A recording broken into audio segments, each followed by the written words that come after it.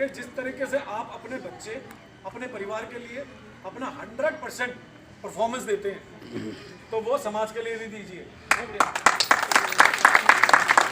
भाई एवरेज मैं कहता हूँ 24 घंटे में से हमारे जो मोस्टली लोग हैं सैलरीड पर्सन है, भाई नौकरी पेशा है, नौकरी पे जाते हैं।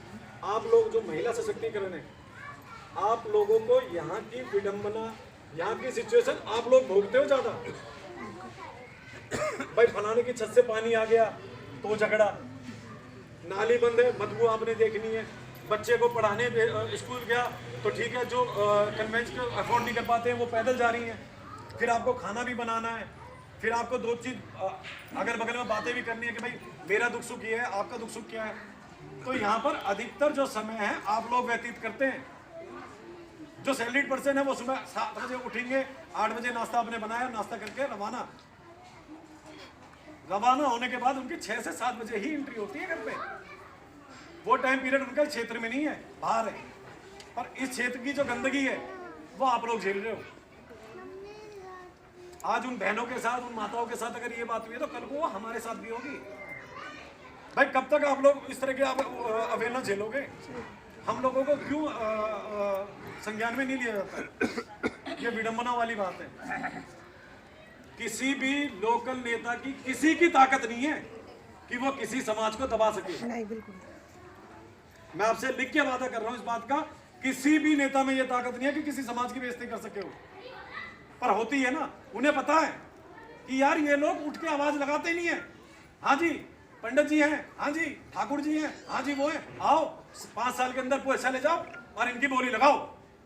लोग हमारी बोली लगाते हैं समाज की, वो ठेकेदार बन जाते हैं हमारे, और वही लोग आवाज नहीं उठा पाते कभी। 35 साल जब से रीत चली आ रही है, वो लोग, कुंदन भैया हमसे ज्यादा वाकिफ है, जोशी अंकल हमसे ज्यादा वाकिफ है। ये 30-35 सालों की लड़ाई है, ये आज की लड़ाई नहीं है।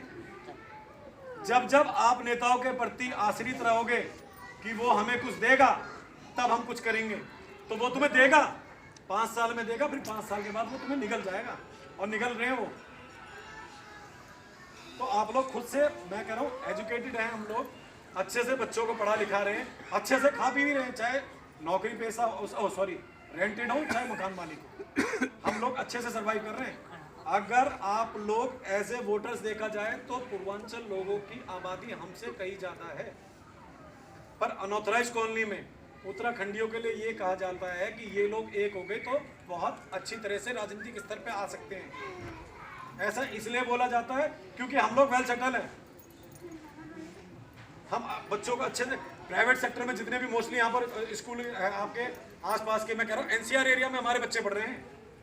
कितनों के बच्चे आपके सरकारी स्कूल में जा रहे हैं बताइए? ना के बराबर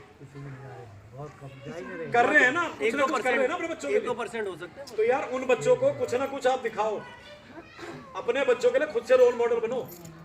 परिवार को देखकर ही बच्चा आगे के भविष्य बनाता है। उसको यही दिखेगा कि यार मेरे माँ बाप ने क्या करा, चूल्हा चौका करा माँ ने, बाप ने ड्यूटी गए, ड्यूटी से आके झंडे डंडे उठाए, तो बच्चा भी विकृति नहीं बना पाएगा अपनी। उसकी भी मेंटेलिटी वही रहेगी कि यार वैसे पिताजी का चला वैसे ही हमारा चल जाए, चलो यार ठीक है, खूब जाने दो। ये चीज मत करो, क्योंकि कलयुग आ चुका है। आवाज लगेगी तभी आवाज बनेगी। अगर आपने आवाज नहीं उठाई तो फिर वही वाली बात होगी कि किसी की जमानत जब्त होगी। वो किसी की जमानत जब्त नहीं हुई है, वो पूरे समाज की जमानत जब्त होगी। नेता लोग आपको क्यों रिस्पॉन्स देंगे बताइए आप? वो आपको किस उसमें हम लोग किस विषय में जाते हैं? आज मैंने बताया भैया हमारे आरएसएस में आज उनकी आवाज में दम है, वो बोल रहे हैं। क्यों? क्योंकि उन्होंने किसी से वो ही नहीं रखा आश्वासन की भाई मेरे को ये पालेगा। भाई अगर किसी नेता का ठप्पा आपके माथे पे लग गया तो उस नेता के साथ आपको जाना ही पड़ेगा। फिर उसमें प्रवासी मुद्दा या उत्तराखंडी मुद्दा कहां से आ गया? मुद्दों को आप मुद्दा बनाइए और अपने हक के लिए लड़ो। अपने हक की लड़ाई के लिए कोई झगड़ा फसाद का नाम ही नहीं होता है। जो बलवा करते हैं उनका कोई चेहरा नहीं होता, उनका कोई समाज नहीं होता, उनका कोई समुदाय नहीं होता। बलवा करने वालों को सिर्फ ये मतलब है कि इनके घर में बम फेंक दो या कांच फेंक दो या मेरे को पैसा मिल रहा है। वो ना उत्तराखंडी होगा, वो ना नॉन उत्तराखंडी होगा, ना वो यूपी बिहार राजस्थान कहीं का नहीं होगा। वो आतंकवादी होते हैं। हमें आतंकवादी नहीं बनना है, हमें अपने हक की लड़ाई को खुद से अपने मजबूत होकर करना है। ठीक है यार, आज क्षेत्रीय पार्टी नहीं दे रही हमें टिकट या राष्ट्रीय पार्टी नहीं दे रही, तो क्या हम खुद से नहीं जी सकते? राजनीति को आप लोग सीरियस लें। जिस तरह से अपने बच्चों की पढ़ाई के लिए, अपने परिवार के लिए आप सीरियस हो ना, उस तरह का आप राजनीति को भी सीरियस लें, क्योंकि जिंदगी का जो दूसरा पहलू है वो राजनीति है। अगर राजनीति में आप कहीं भी आप अंश मात्र नहीं हो तो आप चाहे कितनी पॉपुलेशन हो आपकी, आज हर चीज के हर कदम के लिए एक राजनीतिक स्तर चाहिए होता है। आप थाना प्रशासन जाओ, वहां हमारे बच्चों के झगड़े होते हैं और हमें को ऐसे गर्दन नीचे झुका के बात करनी पड़ती है। क्यों? क्योंकि राजनीतिक स्तर हमारा है ही। एक सामाजिक जो कि इस क्षेत्र के लिए मरा है, उनके घर इंसिडेंट इस तरह का हो जाता है, वो अगले दिन उनको वेट करना पड़ता है यार कि हमारे 20-50-100 लोग आए उन अपने काम के लिए। मतलब हाथ ऐसा, मतलब मैं ये कहना चाहता हूँ आपसे कि समाज के लिए डेडिकेटेड रहे, एक बार चुने, मैं कह रहा हूँ एक बार आवाज उठाएं, अच्छाई अपने आप ही बनती चली जाएगी। ठीक है, पीछे जो हुआ उससे कहीं ना कहीं हमारे को कोई सीख मिली है, उस अनुभव को हमें कैश करना है। ठीक है, 6 कैंडिडेट खड़े हुए यार, कितनी जगह ऐसे आपको उदाहरण देता हूँ, ऐसे कितना ही समाज है जो कि पहला, दूसरा, तीसरा वही नंबर रहते हैं, वो भी तो यार एक ही समाज के ही हैं। जीतने वाला भी वही है, हारने वाला भी वही है, तीसरे नंबर का हारने वाला भी वही। ऐसा क्यों है भाई? हमारे लोग ऐसे क्यों नहीं हुए? हमारे वोट क्यों नहीं डाइवर्ट हुए अपने समाज में? भाई ठीक है, 6 लोग खड़े हो गए भाई। आज गुड्डू कहता कि भाई मैं कैंडिडेट के तौर पर मैं सक्षम हूँ, हारने के लिए कोई खड़ा नहीं होता है। पर जब हमारी सोच ने सोच लिया ना कि नहीं, गुड्डू को हराने के लिए मुझे खड़ा होना है, तो हार है। अगर जीत के लक्ष्य के लिए अगर हम तैयार होते ना, तो 6 कैंडिडेट अगर 8-9 हज़ार वोट 6 के 6 डाइवर्ट हो जाते तो भी हमारी जीत दिखती, हमारी कड़ी दिखती कि नहीं यार ये 6 बंदे 9,000 वोट लेकर आए। अगर एक खड़ा हो गया तो 9,000 वोटों से पार हो जाएगा। तो कहीं ना कहीं क्षेत्रीय नेता को, क्षेत्रीय पार्टी को उस चीज का डर बैठता।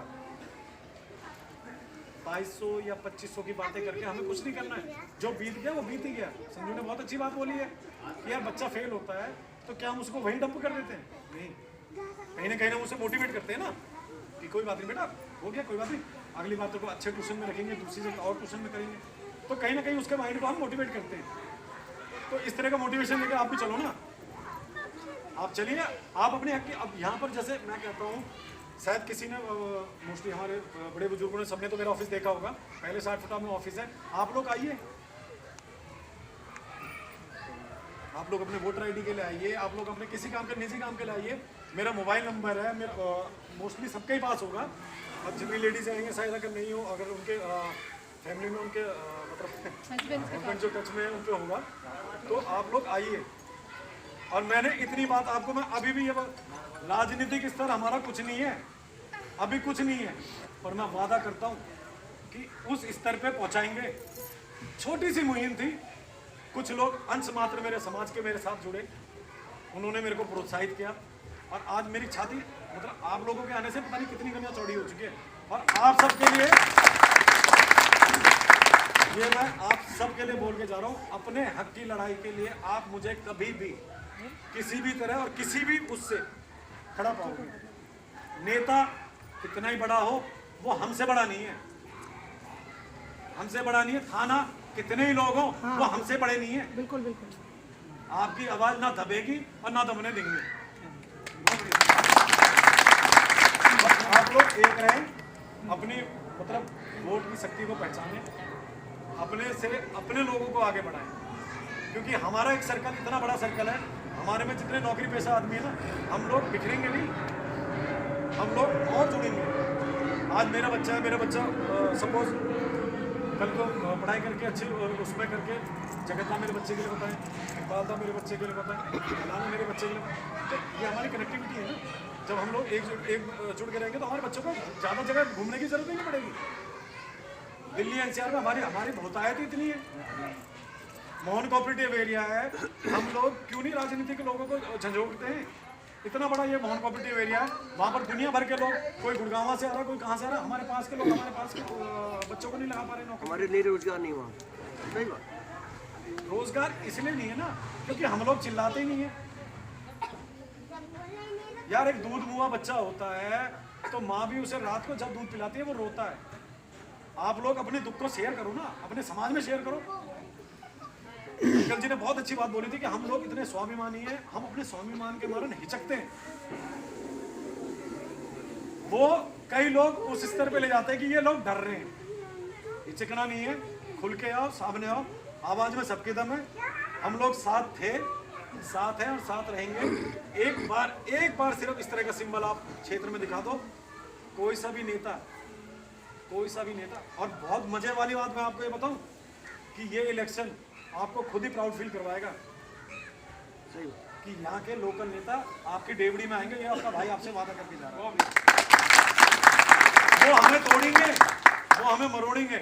और वो आपके एक पैनल जो हमारे बड़े भाइयों के थ्रू, हमारे बड़े बुजुर्गों के थ्रू जो खड़ा हो रहा है ना, उस पैनल को आप लोग थोड़ा सा मजबूत करें। मैं आपको बता रहा हूँ, एक नेता जिनने गलियों को देखा भी नहीं होगा ना, वो आपके दरवाजे पे आएंगे ठोक बजाने। ये हमारी एकजुटता है। तो ज़्यादा कोई बात नहीं करके मैं अपने शब्दों को यही विराम देता हूँ और एक बार दोबारा से आप पे धन्यवाद करता हूँ, दिल से रिगार्ड्स करता हूँ बड़े भाइयों के जो मेरे लिए उन्होंने शब्द बोले, हमारे बड़े बुजुर्गों ने। जी।